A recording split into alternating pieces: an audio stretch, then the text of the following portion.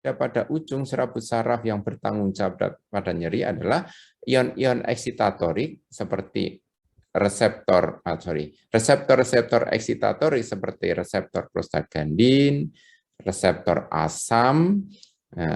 Ini asam menimbulkan nyeri, prostaglandin juga menimbulkan nyeri. Serotonin pada ujung serabut saraf perifer juga menyebabkan nyeri, tetapi pada kornu posterior, brainstem dan talamus serta otak, serotonin itu akan bisa meredam nyeri. Oleh karena itu, akhirnya kalau kita memberikan obat-obat serotonin norepinefrin reuptake inhibitor, maka akan terjadi penurunan intensitas nyeri. Nah, prostaglandin di sini yang diperankan oleh siklooksigenase tadi, yang dikeluarkan oleh enzim siklooksigenase, juga bisa kita hambat dengan pemberian non-selektif non-steroid anti-inflammatory drug, baik itu yang selektif COX-2 maupun yang non-selektif COX-2. Sedangkan asam ini bisa kita lepaskan atau kurangi keasaman jaringan kalau akan mengurangi rasa nyeri, yaitu dengan misalnya memberikan kompres atau masas. Kemudian juga ada reseptor-reseptor interleukin 1, obatnya udah ada, anti-interleukin, TNF-alpha, obatnya juga sudah ada anti TNF-alpha, bradykinin, obat-obat yang bekerja cenderung ke bradykinin, misalnya etodolac, kemudian growth factor, ini kemudian juga ini disebut sebagai ion channel. Nah, ada juga yang reseptor-reseptor, maaf, ini adalah G-couple protein,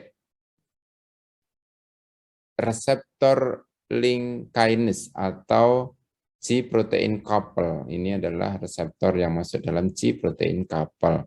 Sedangkan reseptor-reseptor seperti transient reseptor potensial vanilloid yang bisa kita berikan obat misalnya capsaicin atau koyo ya.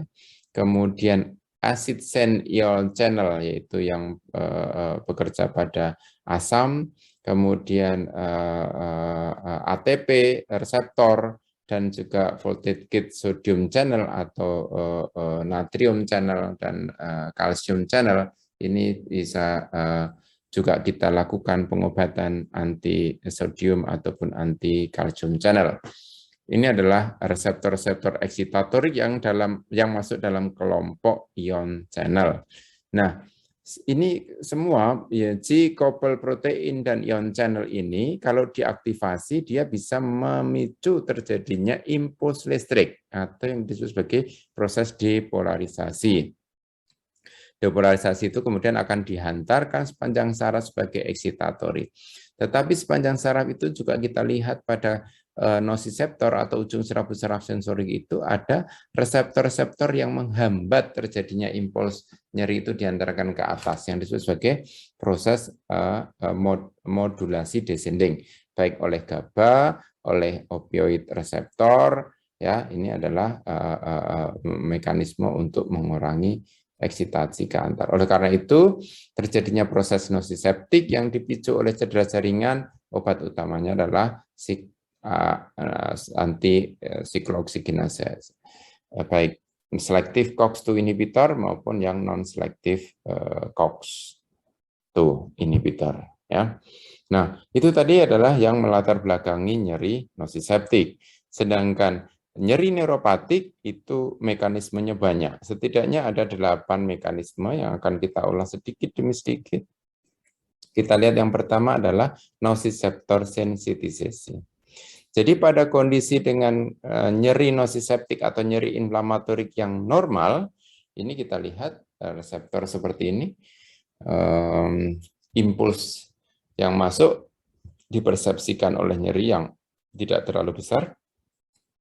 Tapi kalau terjadi peripheral sensitisasi, yaitu apa? Reseptor-reseptor eksitatorik, baik itu natrium, kalsium, kemudian tadi capsaicin, ya, yang kita ulang tadi, yang di sini ini reseptor-reseptor yang masuk ion channel, ya, voltage gate calcium channel, kemudian ATP channel, acid sand ion channel, transient reseptor potensial vanilloid, kemudian reseptor growth factor, bradykinin, TNF-alpha, interleukin, serotonin, asam, dan prostaglandin, ini akan mengalami aktivasi. sehingga terjadi modulasi meningkat, terjadi